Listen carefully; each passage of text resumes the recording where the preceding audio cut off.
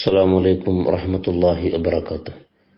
الحمد لله والصلاة والسلام على أشرف رسول الله وعلى آله وأصحابه الفائزين بالله أما بعد. قال رسول الله صلى الله عليه وسلم: إن أول ما يجازى به العبد بعد موته أن يغفر لجميع من اتبع جنازته. رواه البزار.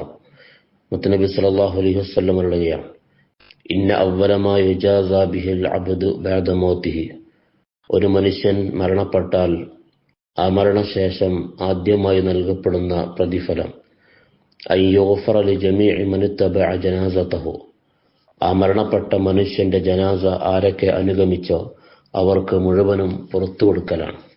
അതാണ് അള്ളാഹു ഒരു വ്യക്തി മരണപ്പെട്ടതിന് ശേഷം ആദ്യം നൽകുന്ന പ്രതിഫലമെന്ന് മുത്തനബി സല്ലല്ലാഹു അലൈഹി വസല്ലം അരുളുന്നു. ആരൊക്കെ ആ ജനാസയെ പിൻപറ്റിയോ അവർക്കൊക്കെ അള്ളാഹുവിന്റെ മഗ്ഫിറത്തുണ്ടാകും. അതിന് ആ മരണപ്പെട്ട വ്യക്തി കാരണക്കാരനാവും. വഫഖനല്ലാഹ്.